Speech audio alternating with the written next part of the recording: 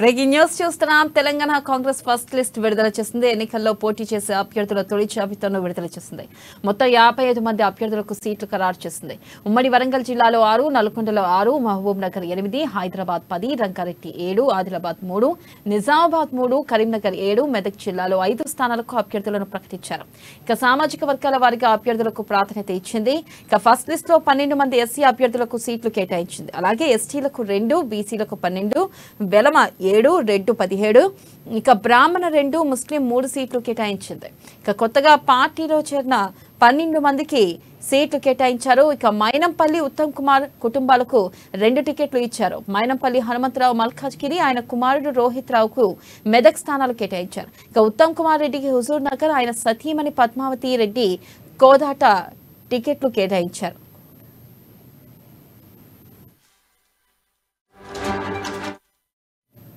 ఇక దీనిపై మరింత సమాచారాన్ని మా ప్రతినిధి భద్రాద్రి నుంచి నవీన్ అందిస్తారు. నవీన్, చెప్పండి.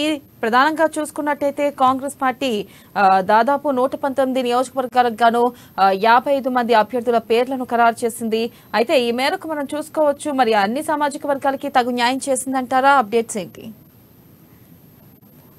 థ్యాంక్ యూ వెనెల. ఈ రోజు ప్రకటించినటువంటి కాంగ్రెస్ పార్టీ మొదటి లిస్ట్ లో అయితే భద్రాద్రి జిల్లాకు సంబంధించి 5 నియోజకవర్గాలలో భద్రాచలం నియోజకవర్గం నుంచి మాత్రమే సీటును అయితే పేరు ప్రకటించినట్లుగా కూడా చూడవచ్చు. అంటే డిసిసి అధ్యక్షుడిగా ఉన్నటువంటి భద్రాచల సిట్టింగ్ ఎమ్మెల్యే పోదెం వీరయ్యకి అయితే మొదటి లిస్ట్ లో అయితే స్థానం లభించిందని కూడా చెప్పొచ్చు. అయితే గత కొంతకాలంగా ఈ భద్రాచలం సీట్ అయితే అంటే వామపక్షాలతో పొత్తులో సిపిఎం పార్టీకి వెళ్తుందని అంటే అనేక ప్రచారాల నేపథ్యంలో ఈ రోజు మొదటి లిస్ట్ లో పోదెం వీరయ్యకు సీట్ కన్ఫర్మ్ చేస్తున్నట్టు అధిష్టానం వెల్లడించడంతో అక్కడ ఉన్నటువంటి అనుమానాలను కూడా తొలగినట్లుగా కూడా చూడొచ్చు. అదే మనం గత కొన్ని రోజులుగా చూసుకుంటే పోదం వీరయ్యని పినపాక పంపిస్తారా లేదు అనుకుంటే ములుగు నియోజకవర్గం నుంచి టికెట్ ఆశిస్తున్నారు. అంటే ఈ వార్తలన్నీ కూడా హల్చల్ చేసినట్లుగా కూడా మనం చూడొచ్చు.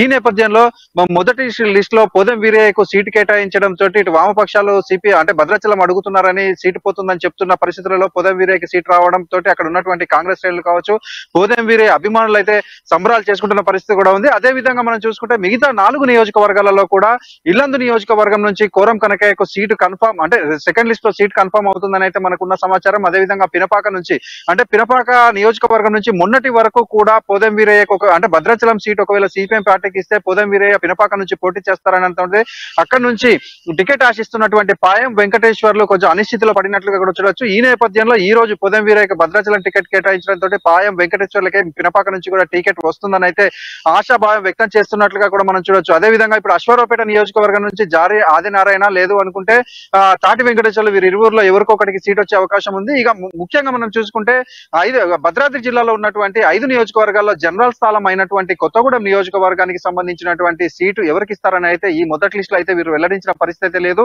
అంటే కొత్తగూడెంలో ఇప్పుడు అరడజనుకు పైగా అయితే కాంగ్రెస్ నేతలందరూ కూడా ఈ యొక్క సీటు కోసం అయితే ఫైట్ చేస్తున్న పరిస్థితి ఉంది. ఈ నేపథ్యంలో అంటే మొన్నటి వరకు అయితే పొంగులేటి శ్రీనివాస్ రెడ్డి కూడా కొత్తగూడెం నుంచి పోటీ చేస్తారని ఒక ఊహాగానాలు వినిపించిన నేపథ్యంలో ఇప్పుడు తాజాగా మనకున్న సమాచారం మేరకు పాలాయిరు నుంచి పొంగులేటి శ్రీనివాస్ రెడ్డి పోటీలో ఉంటారని తెలుస్తుండటంతో ఇక్కడ కొత్తగూడెం నుంచి అయితే కాంగ్రెస్ పార్టీకి సంబంధించి ఎడవలి కృష్ణ, నగా సీతారాములు అంటే వీరందరూ పోట్ల నాయకులు ఈ విధంగా వీరందరూ కూడా లిస్ట్ లో ఉన్నట్లుగా కూడా ఉంది.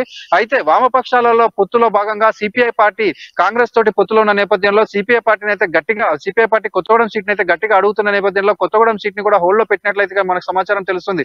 మొత్తంగా మనం కొత్తగూడెం సీట్ అయితే చివరికి అయితే కాంగ్రెస్ అంటే సిపిఐ పార్టీకి అయితే కన్ఫర్మ్ అయ్యేటట్లుగా కూడా మనకున్న సమాచారం.